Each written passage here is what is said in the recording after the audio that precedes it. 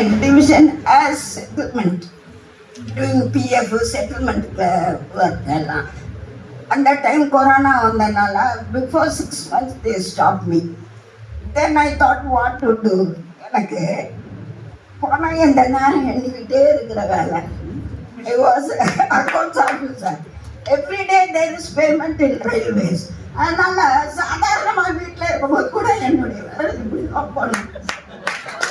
என் வீட்டில் திட்டுவாரு, ஏன்ட்டு இப்படியே பண்ணுறா, காசு காசுன்னு அடையிறேன். காசு இல்லாமல் உலகத்தில் எதுவுமே சாதிக்க முடியாது.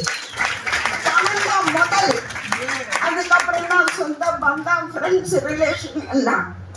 இப்போ நான் after retirement I was doing real estate, LIC, Aditya Capital, everything. I went one round, but in 2018 I had a severe throat pain.